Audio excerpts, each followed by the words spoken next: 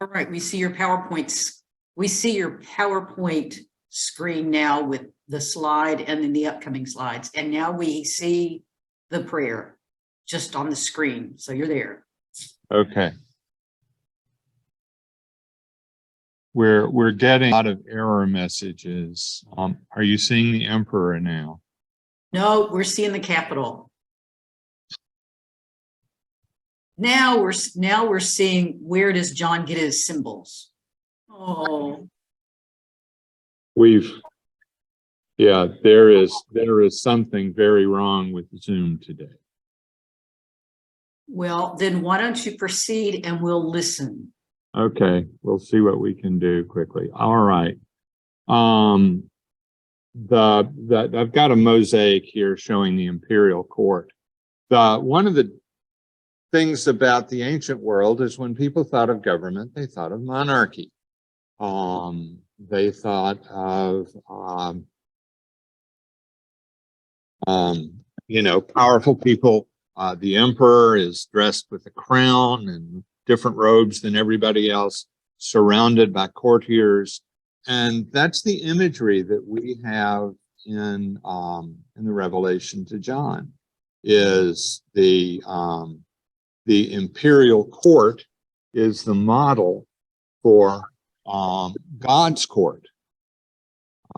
And so when they have images that they're drawing on to paint a picture, it's like that. It's not like Congress and the president and all of that.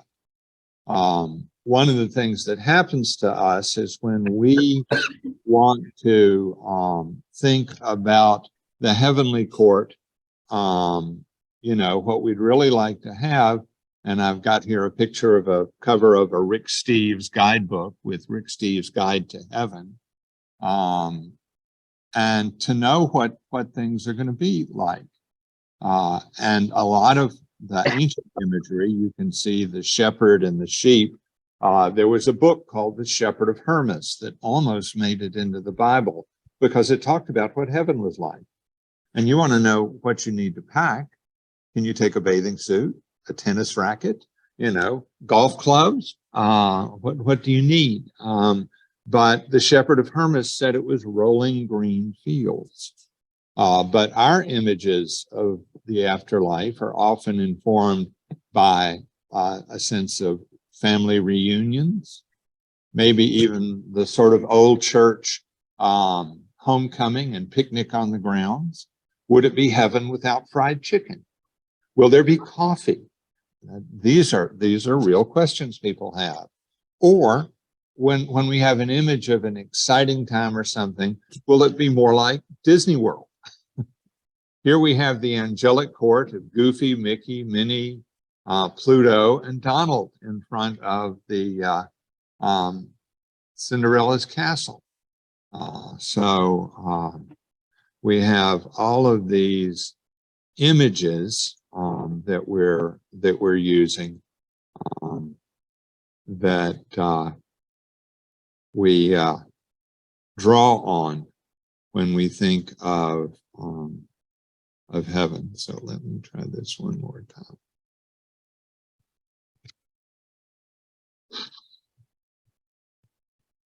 It's just not going to do it. No, well, no, we've got the heavenly court is there with Goofy and Minnie and Mickey. Okay. Oh, well then lovely. Let's see if that works for a while. Who wrote The Shepherd of Hermas? We don't know. In the document, the Hermas is a character, and the shepherd is the one who has the vision, and the shepherd is an angel.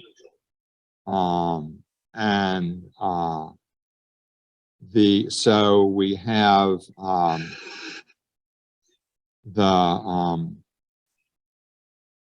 the shepherd is the angel takes Hermas up to heaven.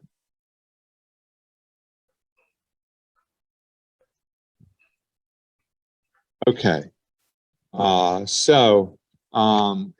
This is just to say that one of the difficulties in terms of reading the Revelation to John is it is full of images that don't mean as much to us as they did in the same, or mean the same things as they did to the second century audience that first read it, because our imaginations are populated with a different set of images. Okay. I hope that makes little sense. I will go on. I was given a measuring rod like a staff, and I was told, come and measure the temple of God and the altar and those who worship there.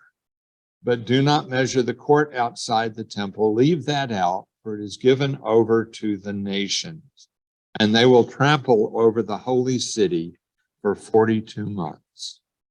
Now, some of you may remember this illustration from an earlier Bible study, but you see there the temple complex. And so over to the right, you have the temple, which is the building where, you know, in popular Jewish thought, God lived.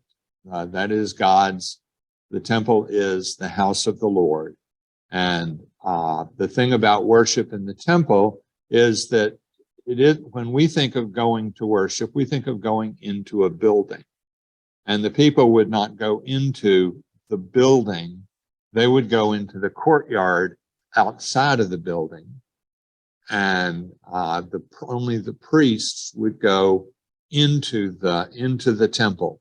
And so the altar of sacrifice, the altar of incense, all of that is outside of the temple. It's in front of the temple. And in fact, that smaller rectangle that the temple sits in with the buildings around it, only Jewish men could go there. Now, actually, in where you can see the temple, behind that is a court where Jewish women could go. But the large open section around the temple is the court of the Gentiles. And that's where foreigners, tourists could go. But do you see that low wall that's outside of that? And I'm sorry, the mouse is not working on the big screen. But there's a wall with some little entrances. In the first century, on that wall, there were stones, and that survived the destruction of the temple. In Greek, it says, no stranger is to enter within the balustrade round the temple and enclosure. Whoever is caught will be himself responsible for his ensuing death. So under pain of death, only Jewish men and women could enter the inner court. The court of the Gentiles, people could sort of stand and look at the temple, but you'll notice because there are walls or buildings around that inner courtyard, the tourists couldn't see what was going on in there.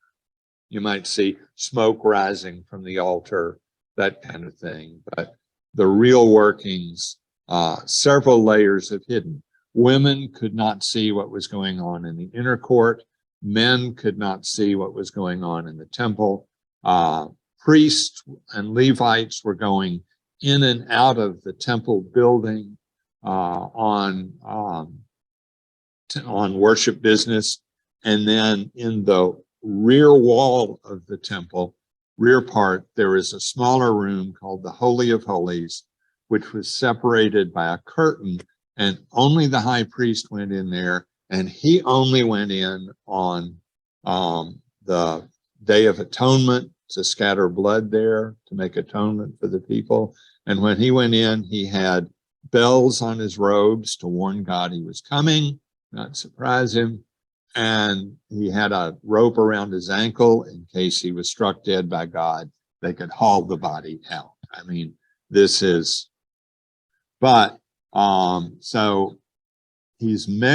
he's measuring is the central place where faithful Jewish people could go, that inner temple complex. And it says, leave that the outer court out, it is given over to the nations. Well, the nations are the Gentiles. Hagoyim is the Hebrew for Gentiles, and it just means the nations. This measuring of the temple is something that has Old Testament imagery behind it. Ezekiel, there was a man whose appearance shone like bronze with a linen cord and a measuring reed in his hand. And so this idea of measuring the temple is in Ezekiel. In Ezekiel, the rod is 6 long cubits. You know what a cubit is? Hold your arm up, bend it at the elbow. A cubit is from your elbow to the tip of your fingers. A long cubit is elbow to the tip of your fingers. Add your hand on top of that. Now then, your cubit, Mary, and my cubit are different things. Okay, but that's okay as long as you have one measuring reed. You know, you can do approximate things. I used to live in a little town in South Carolina, Milltown, and all of the houses were New England salt box houses. And the story was that when they built their, the builders who came through in the 1890s would just lay 4 rocks for the corners, and they'd build between those and build up a house. Okay, similar scene in Zechariah. But the idea of measuring the temple, because you remember we're on one level, he is involved in this, and he's back on earth, you know, had come down from heaven in the vision last week. And so we need to remember that by now, the temple doesn't exist anymore. The Romans destroyed it in 66 AD, burned it, leveled it, and it was just left in ruins. And there were, I think there was like one time during the year where Jewish people were allowed to sort of gather around and mourn for the temple. But in Christian teaching, the church and or Jesus becomes the new image of what the temple is. St. Paul in 1 Corinthians, do you not know that you are God's temple and that God's Spirit dwells in you? God's temple is holy and you are that temple. In Hebrews, there is a kind of identification between Jesus and the tabernacle. You've got the idea that you've got a temple not made with hands, and that Jesus' flesh is the new temple. So if you add the other image from St. Paul, we are the body of Christ, then it is this gathered body that is the new temple. So we're up until 66 AD, from about 800 years before Christ to 66 AD, the temple in Jerusalem was the only place where you could do sacrificial worship. Once it was destroyed, the Jewish sacrificial system was ended, and the Jewish community went towards synagogue worship. The Christian community began to view itself as the new temple and Christ as the ending sacrifice. All right. And the outside of the church, outside of the temple, is given over to the Gentiles, and they will trample over the holy city for 42 months. Now, what's 42 months? And that comes out of Daniel.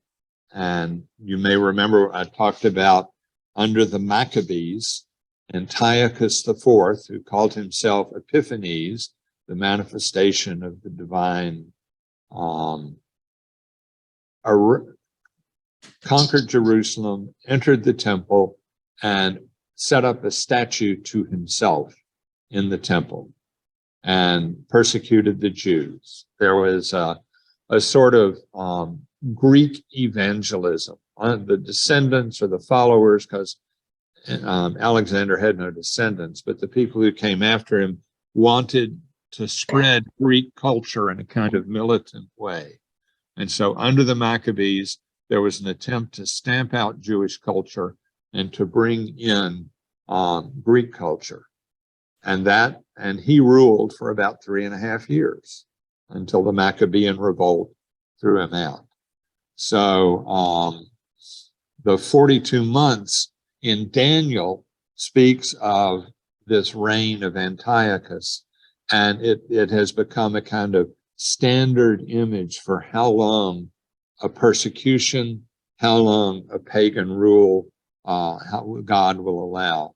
And in John 12 and in John 13, we have the 42 months, or it's broken down into days. I think it's 1,260 days, or 3.5 years. But that's the symbolic thing coming out of apocalyptic literature in the Old Testament into John. Okay.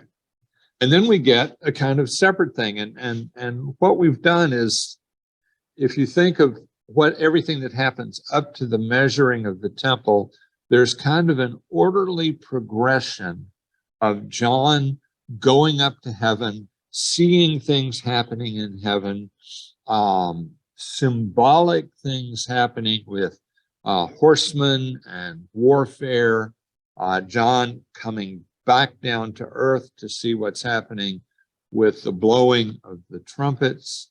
And then we have this odd little bit of the measuring of the temple. Think of the measuring of the temple as kind of setting it aside as God's special zone, just as earlier we had the seal of God placed on the foreheads of the believers. And here we have the two witnesses, which is almost just a separate little story he's telling. I will grant my two witnesses authority to prophesy for 1,260 days. That's 42 30-day months, 3.5 years. These are the two olive trees. You know what the two olive trees are, don't you? Doesn't everybody know what the two olive trees are? Okay. And they are the lampstands, the two lampstands that stand before the Lord. Now, we've heard of 7 lampstands, so here are 2. If anyone wants to harm them, fire pours from their mouth and consumes foes. Anyone wants to harm them must be killed in this manner. They have authority to shut the sky so that no rain may fall during the days of their prophesying. And they have authority over the waters to turn them into blood and to strike the earth with every kind of plague as often as they desire. These are really happy people. When they finished their testimony, the beast that comes up from the bottomless pit will make war on them and conquer them and kill them. And their dead bodies will lie in the street of the great city that is prophetically called Sodom in Egypt, where also their Lord was crucified. So break this down a little bit. 2 witnesses. Go back to the law in Deuteronomy. A single witness shall not suffice to convict a person of any crime or wrongdoing in connection with any offense that may be committed. Only on the evidence of 2 or 3 witnesses shall a charge be sustained. So these witnesses are going, let us imagine, out of the temple into the world, into the city, the precinct that is not measured and is not blessed. And they are going to convict the nations of their crimes. Who are the 2 witnesses? Well, when we have 2 people gathered together it's often Moses and Elijah. And why is this? Well, in Deuteronomy, it says that Moses says that a prophet like me will come in the future. And so we're always waiting in Jewish thought in those days for a prophet like Moses. And that was to be a sign for the end. There's also, in Jude, there was apparently a Jewish legend. You know, it says at the end of Deuteronomy that Moses died and was buried, and nobody knows where he was buried. And so there's a Jewish legend back in the first century that Moses' body was taken up into heaven. That may sound a little familiar because the Catholic Church says that Mary's body was taken up into heaven, so it would be incorrupt. So Moses is sort of always there to come back, kind of a symbol of the law. And Elijah,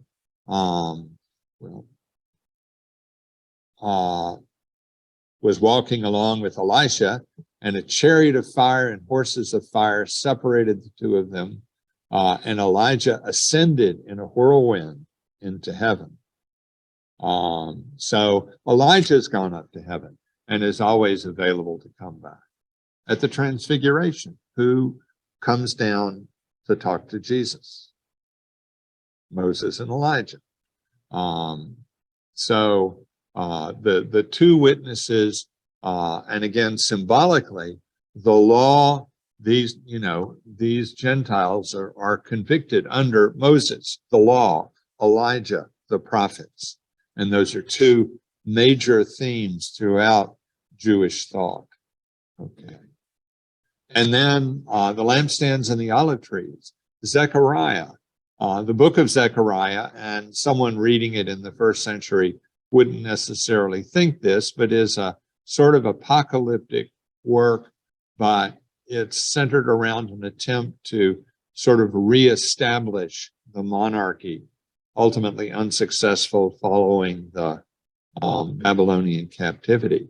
But God says to Zechariah, "What do you see?" And I said, "I see a lampstand of gold with a bowl on top of it. There are 7 lamps on it, and 7 lips on each of the lamps that are on top of it." A lot of 7s, but again, here are the 7 lamps. And by it, there are 2 olive trees, one on the right side of the bowl and the other on its left. What are these 2 on the right and left? And you see that the olive trees are there to provide the oil for these lamps, but the response is, these are the 2 anointed ones who stand by the Lord of the whole earth. So these 2 anointed ones become the 2 witnesses of the revelation to John. And they have authority to prophesy for 1,260 days. By the way, in Daniel, that's set as a time, 2 times, and half a time. So a year, 2 years, and half a year. And so if anyone wants to harm them, fire comes out of their mouth. And this idea of fire pouring forth comes out of the Exodus, where in Numbers 16, there's a revolt against Moses, Dathan and Abiram. And there are people who want to approach God without the intercession of Moses. And so they take their incense, and 250 men go to the tabernacle, the tent of meeting, and like the Raiders of the Lost Ark, fire comes out and consumes them. And there's a sense, you hear this line in these Exodus stories where Moses speaks of, you've got to be careful or God will break out. The idea is the fire of God will come out. And then later with Elijah, Ahab sends some companies of soldiers to find Elijah. And Elijah calls down fire from heaven and consumes the captain of 50 and his 50 soldiers. A little later in the story, there's this guy that says, you know, we've seen what's happened to the other guys, you know, just please slow down a little. It's not us, it's the king. And Elijah goes in. And then in the Elijah is described as a prophet like fire, and his word burned like a torch. You may remember we talked also, actually it was a sermon a couple of weeks ago, where Jeremiah speaks of the word of God being in him like a fire. And when he tries to hold it in, it's like heartburn, and he can't do it, and he has to speak the word, the harsh word. So are we seeing something that's literally fire pouring from their mouth, or are we talking about the power of their witness, the strength of that? They do have authority to shut the sky so that no rain may fall. The first time we see Elijah in 1 Kings, he declares to Ahab that there's going to be a drought and that it's under his control. The only time it'll rain, and the early stories of Elijah actually are Ahab trying to find Elijah to negotiate with him about this drought.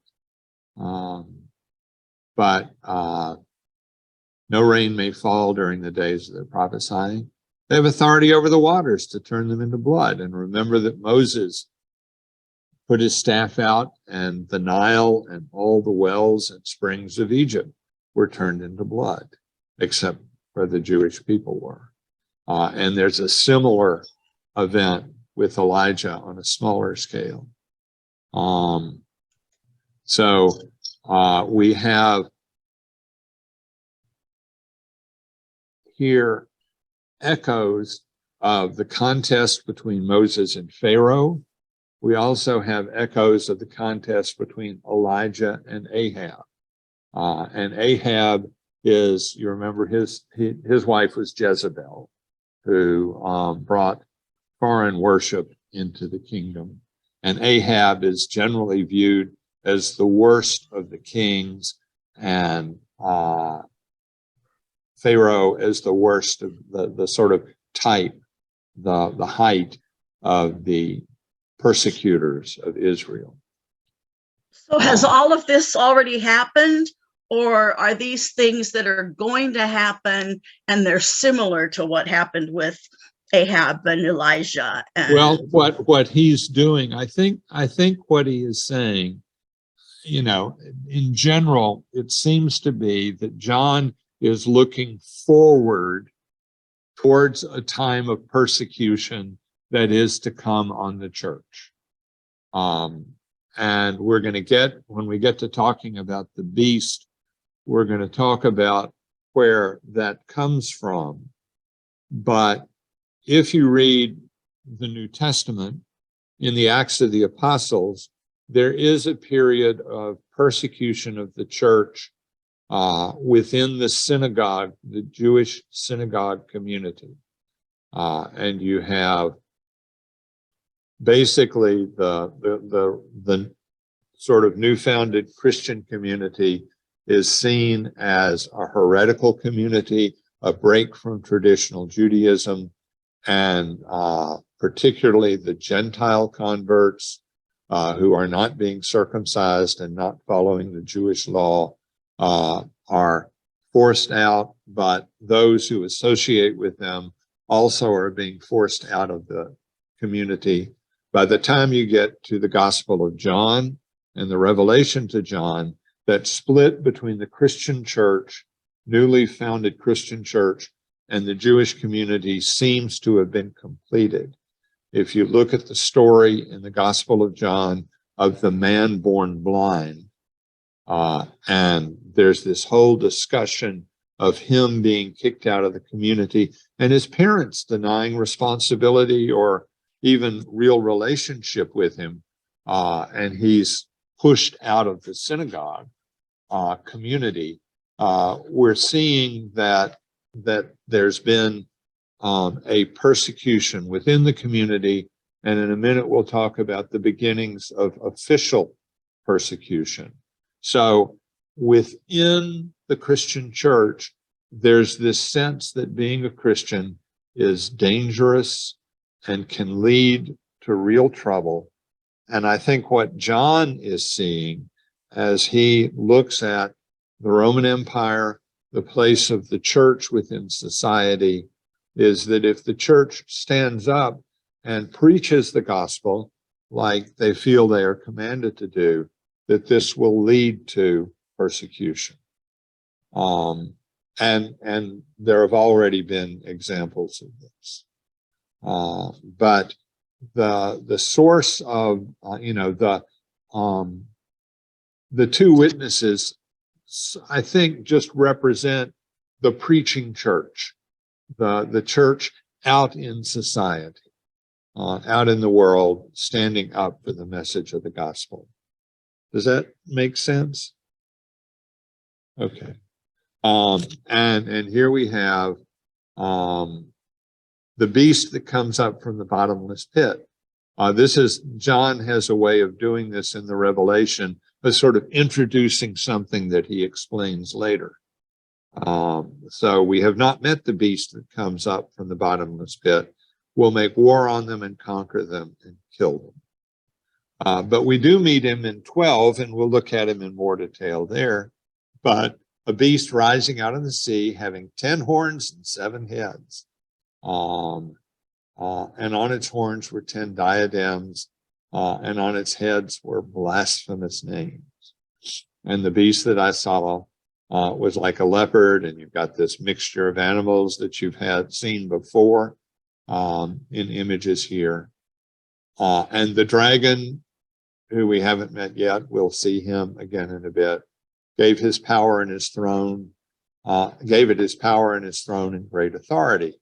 And, when you hear the dragon, think of a serpent, and perhaps we're taking the snake from the Adam and Eve story, which has by now become Satan, and now is a really powerful snake, a dragon.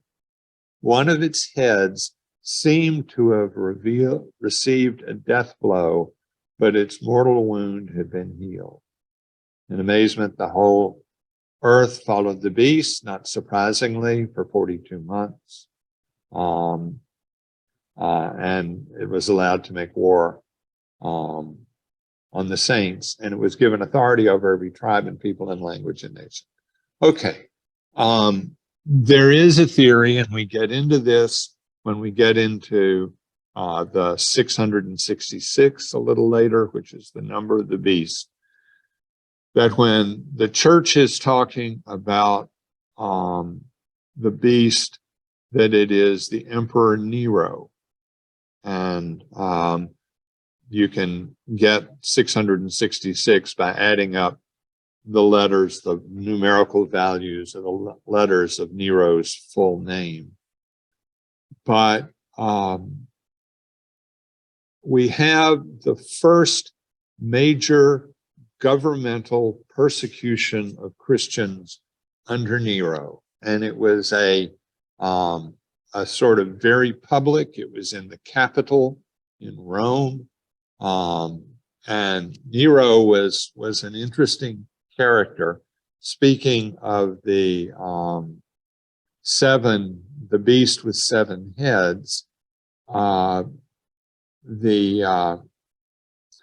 Suetonius wrote and this is after the revelation to John. I don't know if the thought would work, but he wrote a sort of biography of the Caesars, and he said there were 7 good Caesars and 7 bad ones in his book.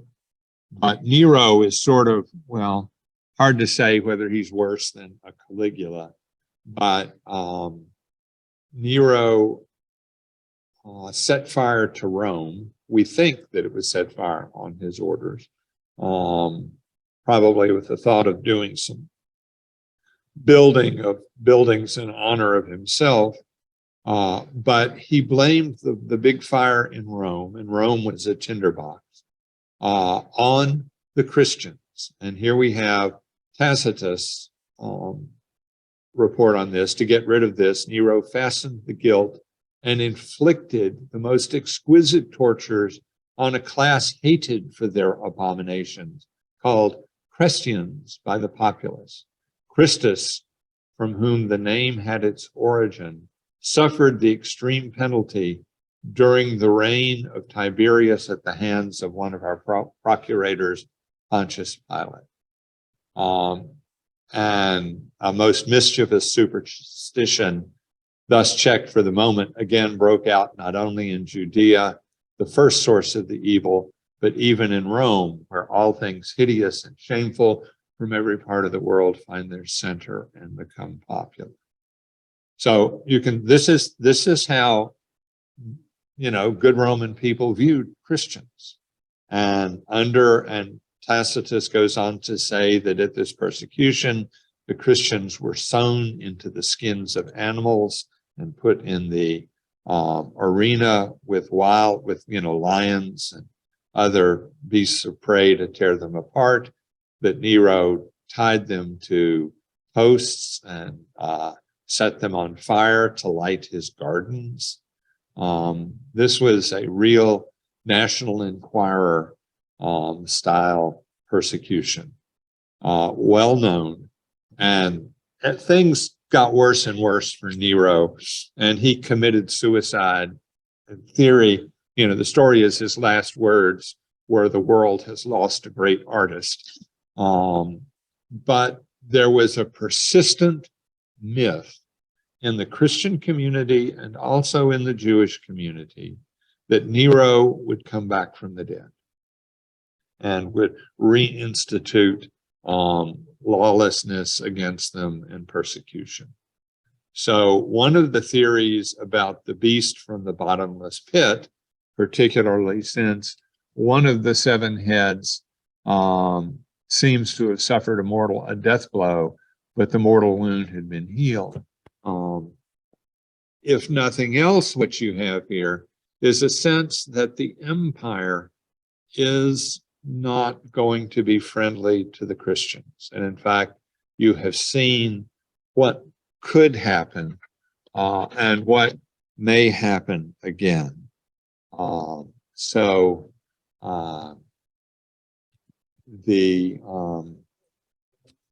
Yes. John is writing this before the time of Nero. No, I'm sorry.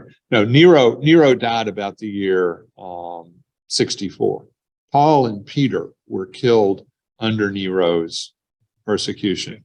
So the idea is Nero is a boogeyman. You know, if you're not a good little boy, Nero will come and get you. John is after. Yeah, 50, 60 years after the death of Nero. But Nero is a good symbol to fasten all this on. All right. So now then, for 3.5 days, and again, we're still at 3.5, members of the peoples, the Gentiles and tribes and languages and nations, all these foreigners will gaze at their dead bodies and refuse to let them be placed in a tomb. Now, you need to remember that there was a reason why Jesus and the criminals were taken down from the crosses, because you couldn't have a corpse exposed during a holy time like Passover. It would pollute the land. But when Romans executed people, they left the bodies out to rot. If you think of the movie Spartacus, where they lined the highways with crosses, or there was a revolt in Galilee when Jesus was a kid, where they lined the roads with crosses to the sea. It was an example, and they were left there to rot. The inhabitants of the earth will gloat over them and celebrate and exchange presents, because these two prophets have been a torment to the inhabitants of the earth. But after 3.5 days, the breath of life from God entered them. And remember, Adam was just a hunk of clay until God breathed life into him. And life is spirit, breath. And they stood on their feet, and those who saw them were terrified. Now, remember, when Jesus rose from the dead in the Gospels, his resurrection is revealed to a limited number of people. I mean, there are witnesses, but they are within the faith community. It's not like he went to a shopping mall, signed autographs. But here, this is a public action of God. Years after this, one of the early church fathers, Irenaeus, says that the blood of the martyrs is the seed of the church. And one of the things that seems to happen with the Christian church is under persecution, it grows. Life comes into the church. Then they heard a loud voice from heaven saying, "Come up here." And they went up to heaven in a cloud while their enemies watched. All right. Remember the scene of the ascension in either a gospel or the Acts of the Apostles. Jesus ascends in a cloud, ascends to heaven while the apostles watch. So you have an echo here. And at that moment, there was a great earthquake, and a tenth of the city fell. 7,000 people were killed, and the rest were terrified and gave glory to God in heaven. One thing we didn't look at was the bodies will lie in the street of the great city that is prophetically called Sodom in Egypt, where also their Lord was crucified. Now, I read commentators who want to say that this city is Rome, but it's obvious that they're talking about Jerusalem, the city that slays the prophets. But it is no longer the holy city. It has been overrun by the Gentiles. The temple has been destroyed. Even in the days of the temple, people like the Essenes, the monastic cult out in the desert, viewed the temple as hopelessly corrupt and in need of purification. So, but this thing of the two witnesses is, it's one chapter kind of set apart, and so you have a fairly unified story through the first 9 chapters, or 10 chapters, and then you have with building up through the seals and the trumpets, and then you have this measuring of the temple, which is a little interlude, and then the two witnesses, and we'll be getting into an entirely different story in a lot of ways next week. So we've kind of got not just a unified vision, but a series of visions that seem to be collected together. So before we sign off this week, any questions? Richard, I have one, and you may have answered it, and it slipped past me, but why is measuring the temple important? Okay. There seems to be a sense that you claim ownership by walking the bounds. So one of the things that happens in Genesis after Abraham receives the promise of a land that he never gets. They don't get the land until really after the Exodus. But if you follow Abraham's journeys through Genesis, he walks the bounds of the land. He goes from north to south. And there's just a sense that to claim ownership, you mark something off. And so as we are getting ready for a time of conflict, we're measuring the temple. We're setting the bounds of the holy place. There's also, and this is something that, I think you have to think of beyond Judaism, beyond Christianity, but just sort of a general thing in the ancient world, particularly the Mediterranean. There was a big thing in Roman and Greek worship about establishing the bounds of a holy place. So I think that the measuring is to set it apart. I mean, it was obviously set apart by walls, architecturally, but then symbolically to outline, to underline the sacred precinct. Okay, that kind of makes sense. Thank you. Okay.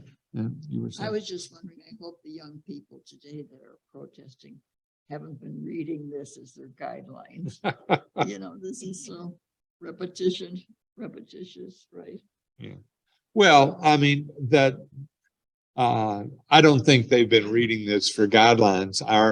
Our modern way of doing protests is based on, I think, more our model is back in the the Boston Tea Party. Yeah, but Um, against Christians, it seems to be, against Christianity now. Well, I think I don't know that there are a lot of Christians who are claiming persecution, but at least in America, there doesn't seem to be, all that much. I mean, I went and sat in a school board meeting the other day and I wasn't persecuted once.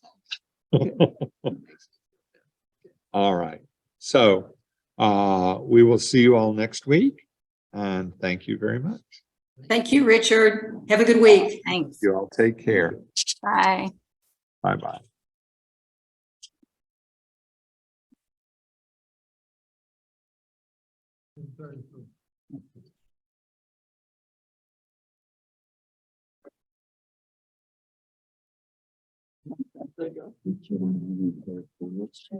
Oh, okay.